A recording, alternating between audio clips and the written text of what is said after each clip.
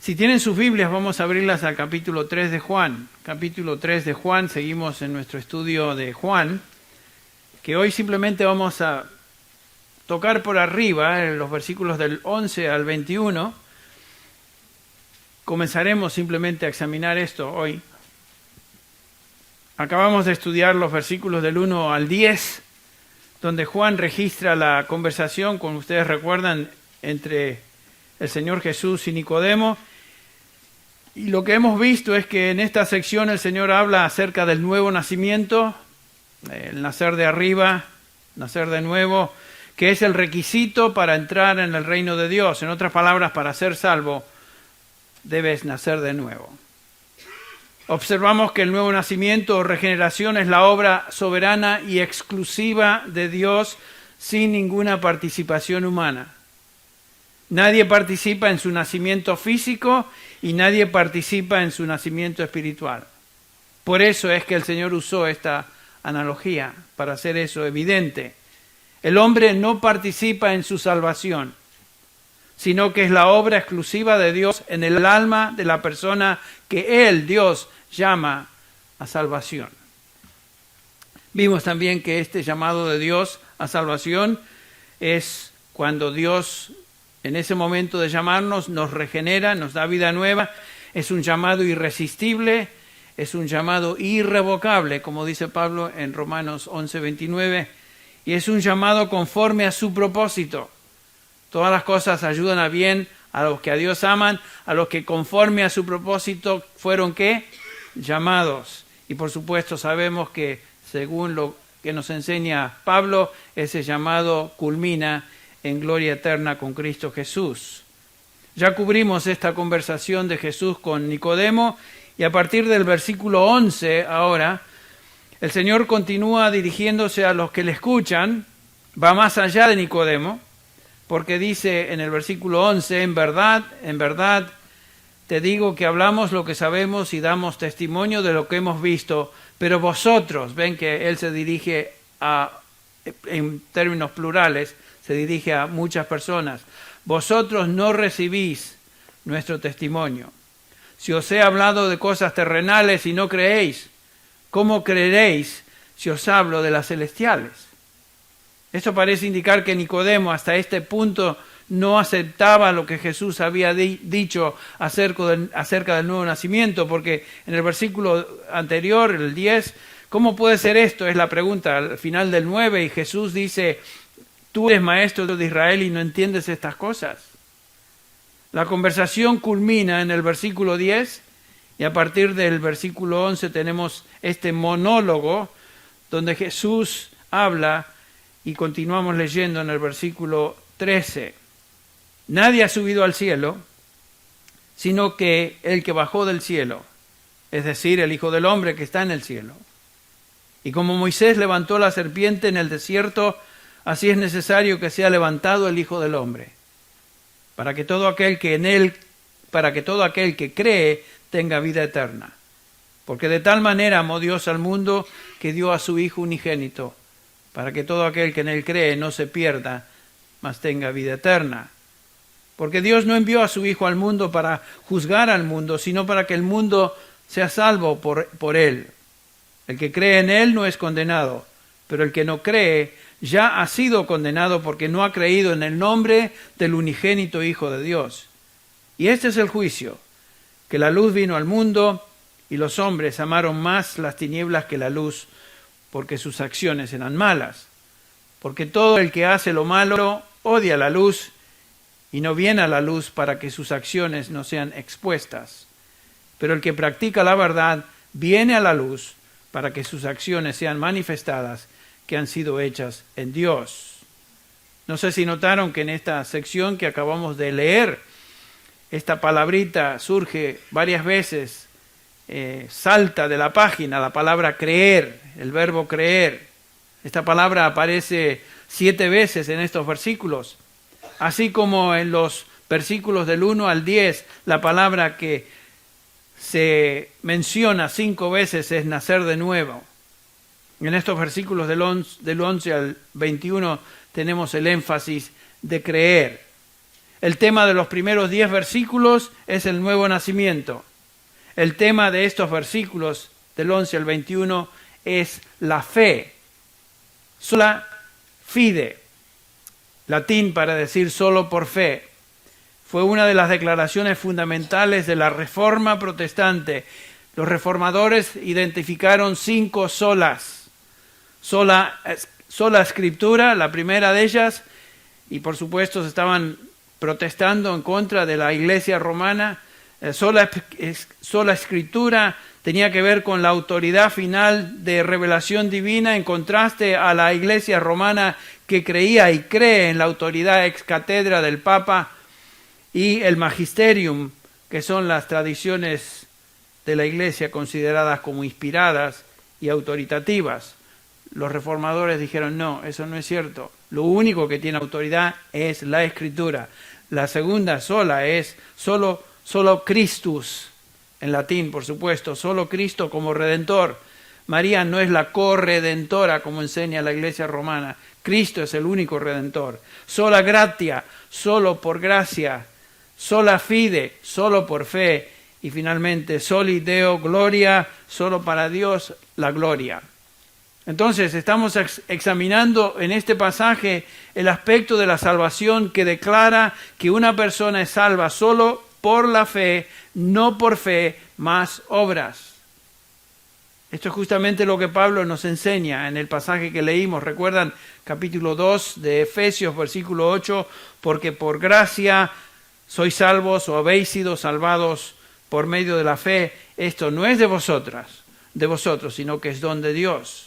No por obras, para que nadie se gloríe. En Romanos 3:20, el apóstol Pablo nos dice que por las obras de la ley ningún ser humano será justificado delante de Dios. En Romanos 4, usando a Abraham como ejemplo, recuerdan que nos dice Pablo que no fue justificado por obras, sino que creyó a Dios y le fue contado por justicia. Fue justificado por fe. Romanos 10:10, con el corazón se cree, dice Pablo, para justicia. Hebreos 10 y en Romanos 1:17 nos dice que el justo por la fe que vivirá. Este pasaje de Romanos 1:17 fue el gran descubrimiento de Martín Lutero, que comenzó la Reforma protestante, llamada así porque fue una protesta contra el catolicismo, que es fe más obras. Y por supuesto, a partir de ese momento, el Evangelio bíblico fue recobrado.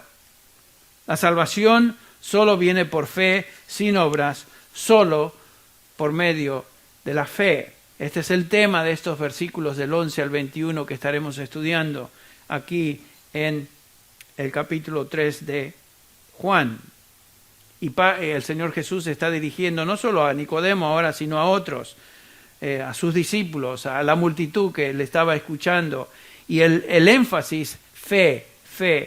Noten el versículo 15, para que todo aquel que en él cree no se pierda. O sea, la fe, el creer. Versículo 16, porque de tal manera amó Dios al mundo que ha dado a su Hijo unigénito para que todo aquel que en él cree, otra vez, la fe es el énfasis. El versículo 18, el que en él cree no es condenado, pero el que no cree ya ha sido condenado. Este tema de la fe es coherente con el propósito de Juan al escribir su libro que hemos estado observando. El capítulo 20, versículo 31 de Juan dice, estas cosas se han escrito para que creáis, la fe, para que creáis que Jesús es el Cristo, el Hijo de Dios, y para que al creer tengáis vida en su nombre. Lo que es impactante, realmente interesante por lo menos, pero impactante para mí, es este énfasis de los versículos del 11 al 21, el énfasis es creer, que viene inmediatamente de los versículos del 1 al 10, donde el énfasis es nacer de nuevo. El énfasis acá es la responsabilidad humana. Los versículos del 1 al 10 es la obra de Dios en la salvación, donde el Señor Jesús le dijo a Nicodemo, de cierto te digo que es necesario nacer de nuevo. Y de cierto te digo quiere decir, Nicodemo, yo te estoy hablando ahora lo que es cierto. La religión que tú tienes es una religión deficiente, es una religión equivocada. Nadie puede ser salvo a menos que nazca de nuevo. Para entrar al reino de Dios es necesario nacer de nuevo. Y ahora, después de ese énfasis de nacer de nuevo, nacer de nuevo, nacer de nuevo, y la obra de Dios exclusiva en la salvación, inmediatamente Juan nos da estos versículos donde sin ninguna transición, sin ninguna explicación, tenemos que el Señor nos enseña que cualquier persona que cree puede ser salva, puede tener vida eterna. El énfasis es ahora en la fe. Así que por un lado tenemos la doctrina de la soberanía absoluta de Dios en la salvación, versículos del 1 al 10, y por el otro lado tenemos la doctrina de la fe y la responsabilidad humana, versículos del 11 al 21. Tenemos advertencias en este pasaje que las vimos. Si tú no crees, serás condenado. Si no crees, serás juzgado, lo cual quiere decir que tú eres responsable por tu incredulidad. Si no crees, serás culpable y serás castigado. Esta es responsabilidad humana. Consecuentemente, tú necesitas creer en el Señor Jesucristo, el Hijo de Dios, y creyendo, como dice Juan, tendrás vida eterna. Aquí tenemos la responsabilidad humana en términos negativos y también en términos positivos. Si no crees, serás juzgado por tu incredulidad. Pero si crees, la vida eterna te espera, es tuya. No importa quién tú eres. El que cree, tiene vida eterna. Así que en Juan 3 tenemos dos realidades. Una pegada a la otra. Versículos del 1 al 10 tenemos una clara presentación de la soberanía de Dios en la salvación, y en estos versículos que leímos del 11 al 21, una clara presentación de la responsabilidad humana en la salvación. La pregunta inmediata surge, tal vez algunos se la han hecho: ¿cómo podemos armonizar estas dos verdades? ¿Cómo encajan la una con la otra? ¿Cómo es posible que Dios sea absolutamente soberano en su obra de salvación, sin intervención humana, y yo, por otro lado, sea responsable de creer o no creer? La mayoría de los que evangelizan nunca tocan estos puntos, nunca hablan de estas verdades a la gente, y lo cual es totalmente opuesto a lo que Jesús aquí hace. Jesús está trayendo la verdad a Nicodemo, que ciertamente era religioso, pero no era un creyente. Y Jesús le presenta a Nicodemo estas dos verdades paralelas. La salvación, por un lado, Nicodemo, es obra exclusiva de Dios, pero tú eres responsable de creer o no creer. Tú debes creer para tener vida eterna. Entonces, estas dos verdades aparecen en la Escritura siempre juntas, siempre paralelas, y nunca se unen. Son como los rieles de una vía de tren. Siempre van paralelo uno el otro, pero nunca se unen.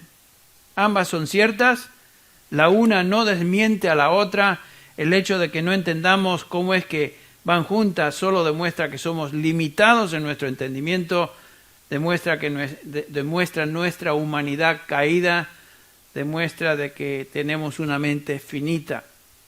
Parecen ser una paradoja, parecen que no son consistentes la una con la otra, pero esa paradoja es solamente en nuestra mente, no en la mente de Dios. El hecho es que no podemos armonizar estas dos verdades, son paralelas en la Escritura y debemos creerlas, porque ambas son verdad. La soberanía de Dios en la salvación nos mueve a alabar y adorar a Dios. Saber que, Señor, yo no tengo nada que ver con mí. La salvación es por mí. Tiene todo que ver contigo, por lo tanto te alabo. Y la responsabilidad humana nos mueve ahora a evangelizar. Debemos contentarnos con creer que ambas son verdad, porque ambas se enseñan en la palabra de Dios. Debemos dejarnos de tratar de entender entonces cómo es que éstas se unen o armonizan, porque jamás lo lograremos. La Iglesia ha estado debatiendo eso, la Iglesia cristiana, por siglos. Y estas dos verdades no se unen. La Biblia las enseña, la soberanía absoluta de Dios y la responsabilidad del hombre, y nunca trata de explicar su aparente paradoja. Por ejemplo, en ningún momento leemos de uno de los autores de la Biblia que diga algo así: bueno, sé que esto es difícil de entender, pero permíteme explicar lo que estoy tratando de decir. No vemos nada de eso. No existe ningún esfuerzo en la Escritura en tratar de explicar la soberanía de Dios en contraste a la responsabilidad del hombre o responsabilidad humana. Ambas verdades se declaran y corren paralelas. Una y otra vez se encuentran en la Escritura, a veces en el mismo pasaje, y en ningún momento existe una explicación para armonizarlas. Que no podamos entender esto nos deja con una sola opción: creerlas y contentarnos con no poder entenderlas totalmente. No debemos tratar de buscar una explicación, no debemos rompernos la cabeza tratando de ver cómo juntamos esta, porque no podemos. Antes de entrar entonces a la exposición del pasaje de Juan 3, quiero hoy que veamos algunas ilustraciones en la Escritura de cómo estas dos verdades, la soberanía de Dios y la responsabilidad humana, se encuentran en varios pasajes. Y vamos a ir primero al libro de Isaías, Isaías capítulo 10. Sabemos que lo que nos dice Isaías, que los propósitos de Dios se cumplen, lo que Él se propone, Él lo hace, no hay duda de eso. Él lleva su propósito en la vida de los hombres, Él lleva a cabo su propósito en la vida de las naciones, Él lleva a cabo su propósito soberano en la vida de todos seres humanos en este mundo. Y aquí en Isaías 10 tenemos una ilustración de cómo estas dos verdades ahí se encuentran, paralelas. Por un lado, Dios opera soberanamente; por otro lado, el hombre es responsable de sus acciones. Comenzando con el versículo 5, aquí tenemos un ayo, o sea, una declaración. Oh Asiria, vara y báculo de mi furor, en su mano he puesto mi ira. Oh Asiria, otra traducción es ay Asiria. Algunas Biblias dicen ay Asiria, otros oh Asiria. Es una expresión hebrea, que es una palabra onomatopéyica que expresa el sonido, expresa básicamente lo que es un ayo, es una expresión de angustia y de tristeza. En este caso, el terrible juicio que vendrá sobre Asiria. Y dice el pasaje: ay Asiria, Dios va a traer juicio divino sobre esta nación. Y el profeta dice: vara y báculo de mi furor, en su mano he puesto mi ira. Dios va a traer juicio sobre Asiria y va a usar a Asiria como báculo, como juicio, como látigo, para traer juicio y castigo sobre otra nación. Lo leemos en el versículo 6. Contra una nación impía, este es Dios el que habla, la envío. ¿A quién envía? A Asiria. Y contra el pueblo de mi furor la mandaré. Esta es una designación muy triste porque es la designación de Israel. Dios está hablando de su pueblo, Israel. Y esto es justamente lo que sucedió en el año 722 antes de Cristo. Asiria vino contra Israel, las 10 tribus del reino del norte, y fueron destruidos, y las personas fueron llevadas cautivas, se dispersaron para nunca regresar a la tierra. Nunca regresaron de su cautividad. Y Dios usó a Asiria como medio, como vara, para traer juicio sobre Israel. Y en el versículo 6 continúa diciendo el profeta: para que capture botín y tome despojos y los pisotee como el lodo de las calles. Exactamente lo que sucedió con Israel. Y leemos en el versículo 7 algo muy interesante. Pero ella, hablando de Asiria, no tiene tal intento, ni piensa así en su corazón. Dios está diciendo que Él va a usar a Asiria como látigo de juicios sobre Israel, aunque Asiria ni siquiera tiene ese plan de atacar a Israel. No era su intento.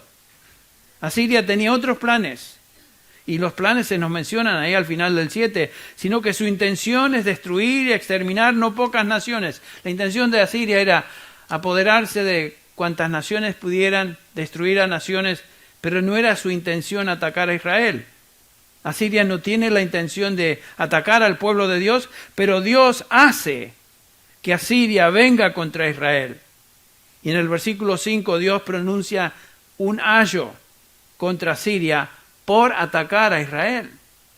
Asiria va a ser juzgada por algo que ella no había planeado hacer, no era su intención. Asiria tenía propósitos, Dios tenía otros planes. Y Asiria, nos dice el versículo 12, es destruida. Y sucederá, versículo 12, que cuando el Señor haya terminado toda su obra en el monte Sión y en Jerusalén, dirá: castigaré el fruto del corazón orgulloso del rey de Asiria y la ostentación de su altivez. Dios castigó a Asiria, castigó al rey de Asiria por haber hecho algo para lo cual Dios había decretado que hicieran. Qué interesante. Dios manda a Asiria, sin embargo, el responsable por llevar a cabo ese ataque y destrucción de Israel fueron los asirios. Y sin embargo, no hay explicación aquí. No es posible armonizar estas dos cosas. La responsabilidad del orgullo y ostentación por destruir a Israel cayó sobre el rey de Asiria, y a pesar de que él estaba llevando a cabo lo que Dios ya había mandado que hiciera, o decretó que iba a hacer. Esta es una clara ilustración de estas dos verdades paralelas en la Escritura. Dios es soberano y hace lo que le place según sus propósitos, pero el hombre es responsable por sus hechos. Veamos otras ilustraciones. Vamos al Nuevo Testamento. Más conocido este pasaje. Mateo 11, comenzando con el versículo 27, donde tenemos una clarísima declaración de la soberanía de Dios. Jesús dice, Mateo 11, 27, todas las cosas me han sido entregadas por mi Padre, y nadie conoce al Hijo, sino el Padre. Ni nadie conoce al Padre, sino el Hijo, y noten esto, y aquel a quien el Hijo se lo quiera revelar. ¿Vieron eso? El único que conoce al Hijo es aquel a quien el Hijo le quiere revelar eso. Tú no puedes conocer a Cristo a menos que Él quiera revelarte eso. El punto es importante aquí, es que no es la voluntad del hombre lo que cuenta, sino la voluntad de Dios, quien es soberano. Un versículo claro en cuanto al propósito de Dios que determina todo lo que va a suceder. Tú no puedes conocer al Hijo de Dios a menos que el Hijo desee que le conozcas. Eso es claro ahí. Y uno dice, wow, entonces ¿qué? ¿Qué voy a hacer? Bueno, el versículo 28, ahí está, por decirlo así, la otra cara de la moneda. Versículo 28 dice Jesús, continúa hablando, venid a mí, todos los que estáis cansados y cargados, o trabajados y cargados, y yo os haré descansar. Esta es una invitación abierta a todos, ¿no es cierto? ¿Cómo es esto? Él acaba de decir que nadie puede venir a menos que el Hijo se lo revele. ¿Y cómo puede decir esto ahora? Bueno, es un aparente conflicto, una paradoja, y aparece en toda la Biblia. Estas son dos realidades paralelas. La soberanía de Dios, Él hace lo que va a hacer, hace lo que le place, y el hombre es responsable por sus hechos. Por un lado, el propósito soberano de Dios. Por otro lado, aquí tenemos la oferta a todos los que están cansados y trabajados a venir al Señor. Vamos a Juan 6. Otra vez, seguimos examinando estas dos verdades que aparecen una al lado de la otra. Juan 6 es uno de los grandes pasajes de la Escritura. Estaremos estudiando esto en el futuro. Pero vamos a Juan 6 y vamos a comenzar con el versículo 35. Jesús acaba de alimentar a una multitud y enseña acerca ahora del pan de la vida, siendo Él, Jesús, el pan de la vida. Jesús les dijo, yo soy el pan de la vida. El que viene a mí no tendrá hambre, y el que cree en mí nunca tendrá sed. Pero hay un problema. Y este es el problema, el versículo 36. Pero ya os dije que aunque me habéis visto, no creéis. Jesús acababa de alimentar más de 20,000 personas y Él ha estado enseñando, pero el problema de estos es que no creían en Él. Ese es el problema del hombre, no creen. Y luego en el versículo 37, noten cómo lo que dice Jesús. Ahora, todo lo que el Padre me da, vendrá a mí. Bueno, aquí entonces tenemos la soberanía de Dios en la salvación. Uno debe creer, pero aquí nos dice que todo lo que el Padre me da, vendrá a mí. Ellos no creen, no quieren venir a Jesús, y aquí tenemos la realidad de que todos los que el Padre da al Hijo, esos sí vendrán. Y los que van a venir a Jesús son los que Dios llama a salvar. El versículo 39 dice, y esta es la voluntad del que me envió, Jesús continúa hablando, que de todo lo que Él me ha dado, yo no pierda nada, sino que lo resucite en el día final. Noten, el Padre escoge, el Padre llama, el Padre da al Hijo, el Hijo recibe y guarda y ninguno se pierde. Todo esto es la obra de Dios. Y inmediatamente en los versículos que siguen, sin explicación, pasamos ahora a la responsabilidad del hombre. Noten el versículo 47. En verdad os digo que el que cree tiene vida eterna. Otra vez, creer es la responsabilidad ¿de quién? Del ser humano, del hombre. Noten el versículo 63. El Espíritu da vida. La carne para nada aprovecha. Las palabras que yo os he hablado son espíritu y son verdad. Este es el lenguaje de la regeneración. Vida de arriba, nuevo nacimiento. Es el Espíritu que da vida. Pero el problema de los judíos lo tenemos en el versículo 64. Pero hay algunos de vosotros que no creéis. Ese es el problema. Y otra vez vamos al versículo 65 y pasamos una vez más a la soberanía de Dios. Y decía, por eso os he dicho que nadie puede venir a mí si no se lo ha concedido el Padre. Jesús ya ha dicho eso en el versículo 44. Nadie puede venir a mí a menos que el Padre que me envió lo traiga y yo le resucitaré en el día final. Esa es la soberanía de Dios en la salvación. Y el versículo 66 continúa diciendo, como resultado de esto, muchos de sus discípulos se apartaron y ya no andaban con él. Entonces Jesús les dijo a los 12, ¿acaso queréis vosotros iros también? Simón Pedro le respondió, Señor, ¿a quién iremos? Tú tienes palabras de vida, y nosotros que hemos creído y conocido que tú eres el Santo de Dios. Por lo tanto, Pedro está diciendo, hemos creído, tenemos vida eterna. En este mismo pasaje observamos una y otra vez la soberanía de Dios en la salvación por un lado y la responsabilidad humana de creer para ser salvo. Escuche, nadie es salvo a menos que Dios le traiga al Hijo y le llame, le regenere, y al mismo tiempo nadie es salvo sin creer. Dios, su parte es llamarnos, regenerarnos, concedernos salvación, y al mismo tiempo nadie es salvo sin creer. La soberanía de Dios y la responsabilidad humana son dos verdades paralelas enseñadas en la Escritura. Están ahí, siempre. Sigamos con otro ejemplo, Hechos capítulo 2. Aquí este es el sermón de Pedro el día de Pentecostés. ¿Ustedes recuerdan? Pero Pedro está confrontando a los judíos porque ellos eran los culpables de que Cristo había sido ejecutado en la cruz. Y por eso Pedro se dirige a ellos de esta manera, versículo 22. Varones israelitas, escuchad estas palabras. Jesús el Nazareno, varón confirmado por Dios entre vosotros con milagros, prodigios y señales que Dios hizo en medio vuestro a través de él, tal como vosotros mismos sabéis. A este Jesús, entregado por el plan predeterminado y el previo conocimiento de Dios, noten eso, clavasteis en una cruz por manos de impíos y le matasteis.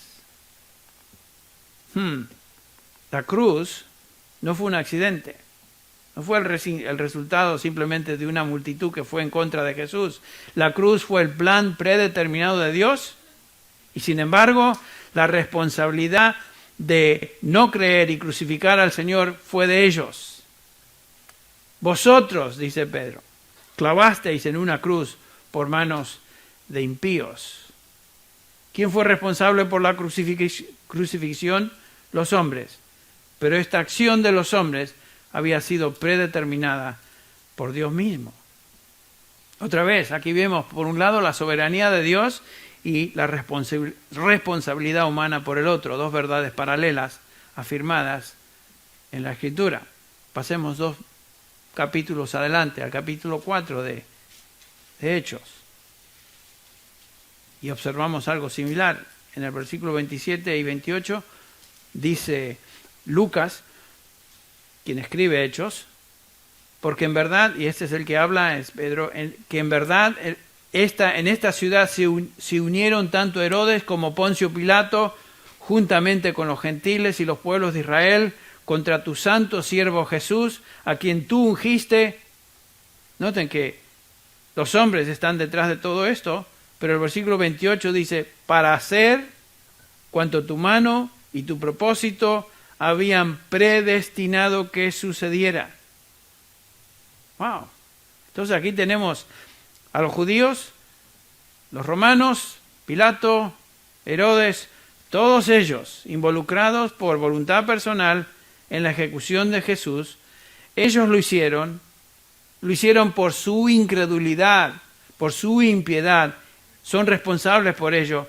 Y sin embargo, todo esto sucedió según el propósito de Dios, que Él ya había predestinado que sucediera.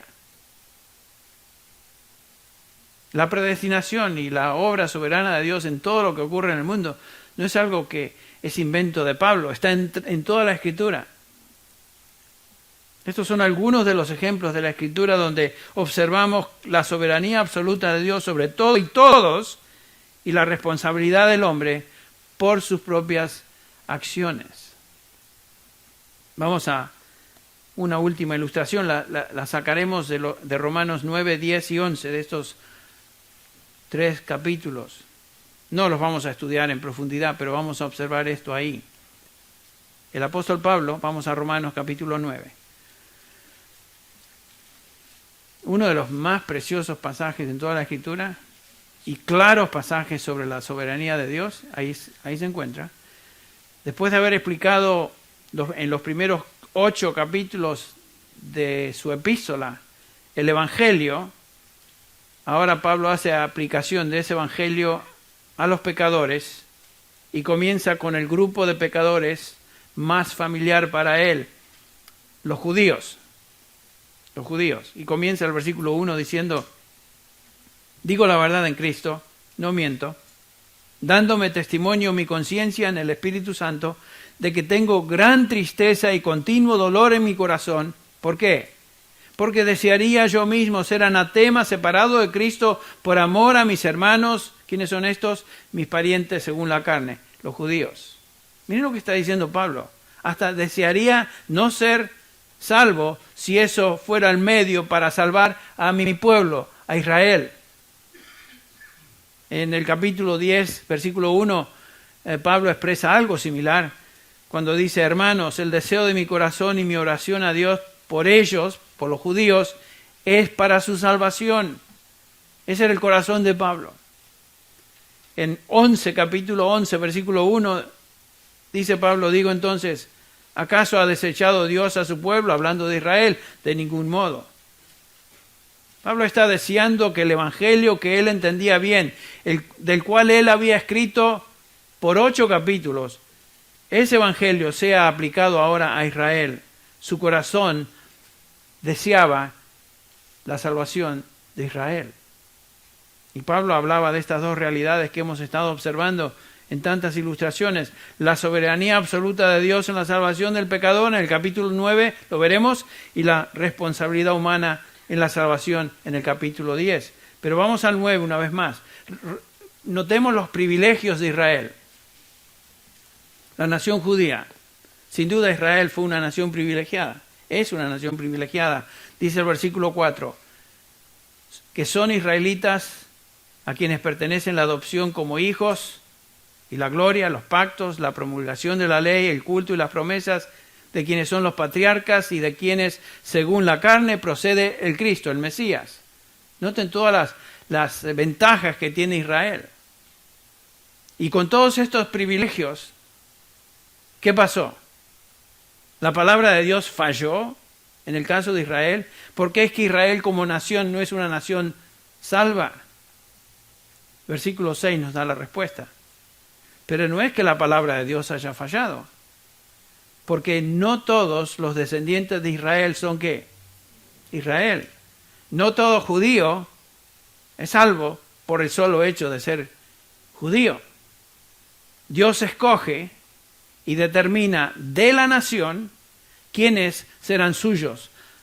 Por ejemplo, en este capítulo vemos que Dios escoge a Isaac en lugar de Ismael.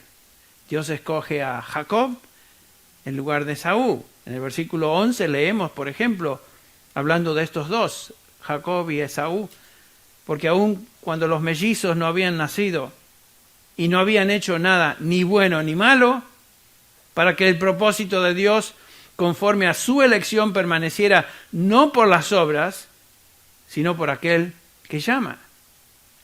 Se le dijo a ella, el mayor servirá al menor, tal como está escrito, a Jacob amé, pero a Esaú aborrecí. ¡Oh! ¡Wow! Entonces, la respuesta o el argumento de algunos ya se puede observar en el versículo que sigue. ¿Qué pues diremos entonces? Dice Pablo. Y se adelanta al que ya está argumentando en su cabeza, y a lo mejor algunos de ustedes ya están argumentando en vuestras cabezas. ¿Qué pues diremos? ¿Que hay justicia en Dios? Entonces, quiere decir que porque Dios hizo eso con Jacob, escogió a Jacob y rechazó a Esaú, ¿que hay injusticia con Dios? De ningún modo, dice Pablo. ¿Cómo es que Dios escoge a uno y rechaza a otro?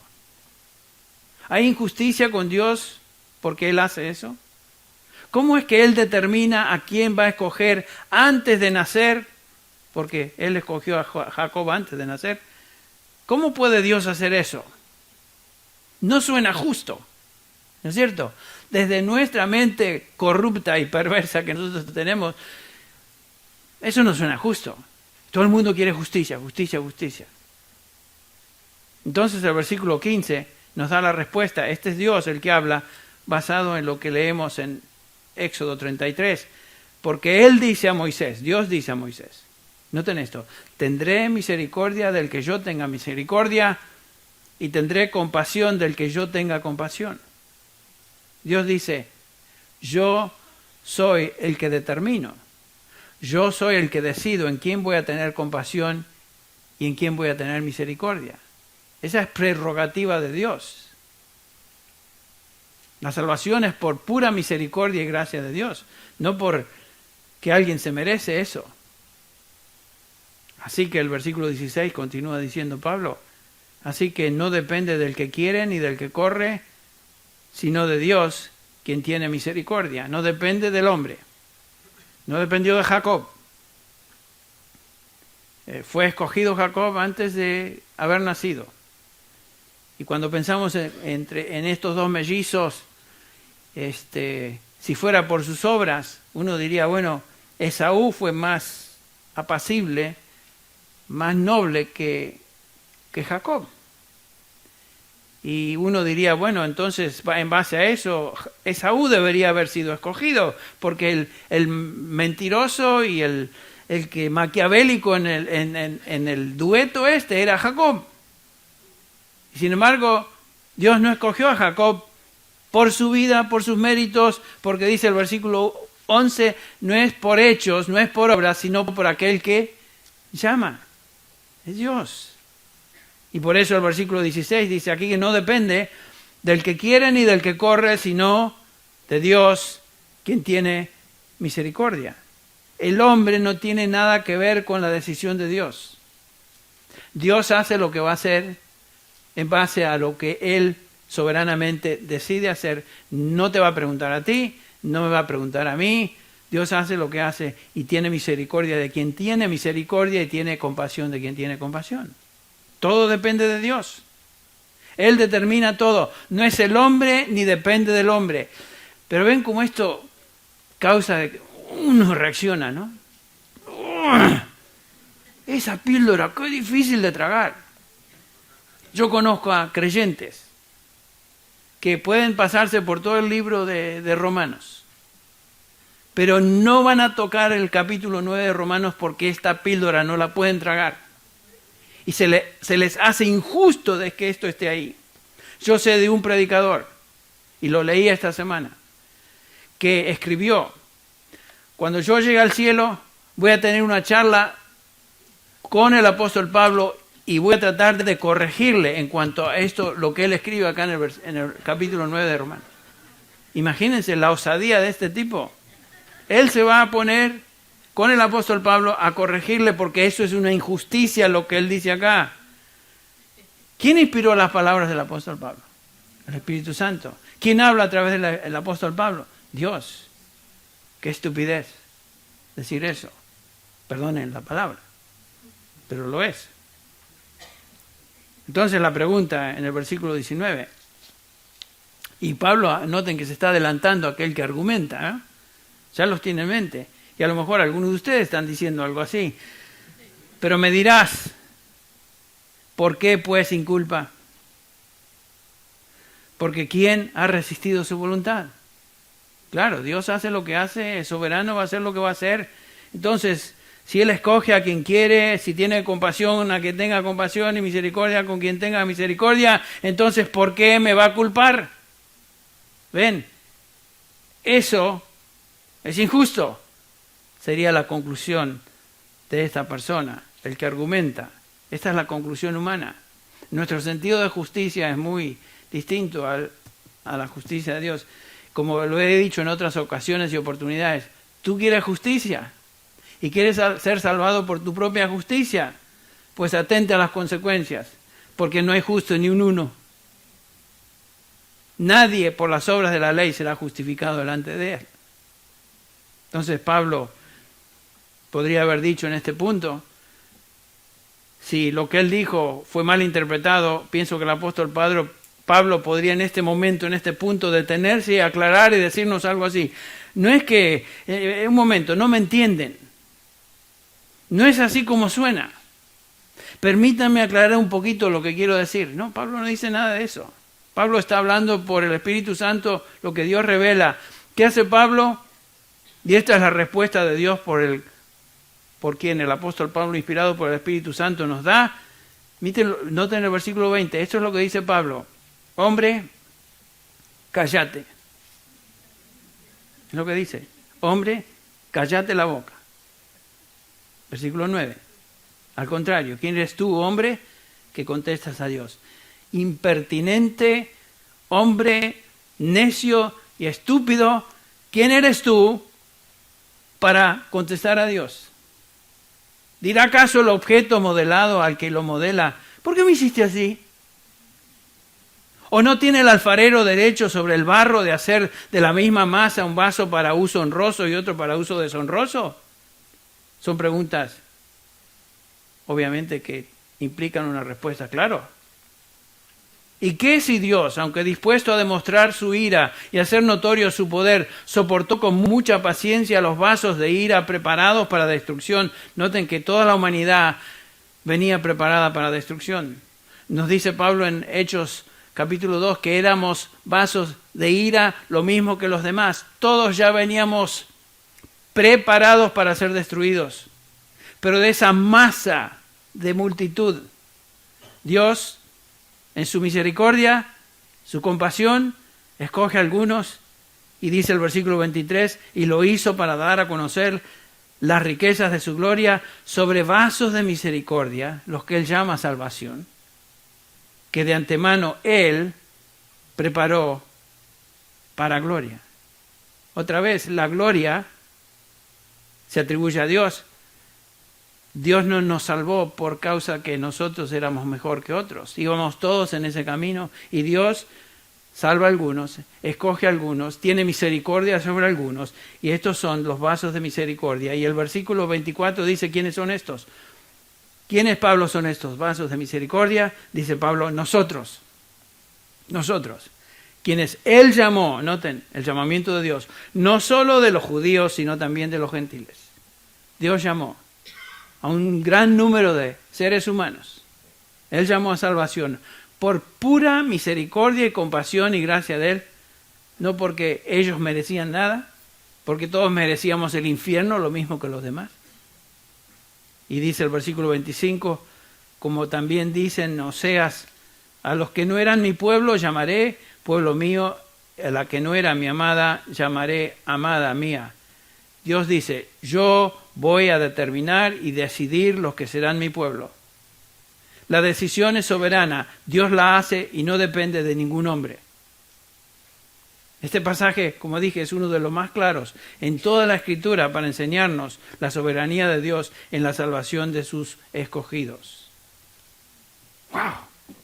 Pablo, nos dejas boquiabierto. Pero si ahí terminara el asunto, quedaríamos medios desconcertados. Pero pasamos al capítulo 10. Pasamos al capítulo 10 y ahora tenemos el énfasis de la doctrina de la responsabilidad humana. ¿Qué es el problema de los judíos en el capítulo 10? ¿Por qué es que no son salvos los judíos? Pablo ha orado por los judíos, está orando por su pueblo, pero ¿por qué es que no son salvos? El versículo 2 nos dice, porque yo testifico a su favor de que tienen celo de Dios, pero no conforme a pleno conocimiento. El problema de los judíos es que no entienden. No tienen conocimiento verdadero. ¿Qué es lo que no entienden? Bueno, primero, no entienden la justicia de Dios, no entienden su santidad. No entienden qué tan justo es Dios. Piensan que Él es menos justo de lo que realmente es. Y tratan entonces de establecer, dice Pablo, su propia justicia. En otras palabras, piensan que por medio de su justicia humana, sus obras, van a llegar a ser aceptos delante de Dios. No entienden. Entonces su teología es deficiente y su antropología, la doctrina del hombre, también es deficiente. Piensan que ellos son más justos de lo que realmente son. Ellos piensan que pueden satisfacer a Dios mediante sus propios actos de justicia, sus propias obras. Esa era la condición de Saulo de Tarso, esa era la condición de Nicodemo, esa era la condición de todo judío, que descansaba en su propia justicia, guardando las obras de la ley lo mejor que podía para ser acepto delante de Dios. Eso es ignorancia. Entonces tienen un concepto totalmente inadecuado de la santidad de Dios, de su perfecta justicia, y tienen un terrible concepto de ellos mismos. Piensan que con sus obras pueden agradar a Dios. Y no se dan cuenta que nunca podrán agradar a Dios porque lo que Dios demanda es justicia perfecta. Y si quedara ahí el pasaje y si ahí fuera todo, estamos fritos. Estamos refritos, todos, judíos y gentiles.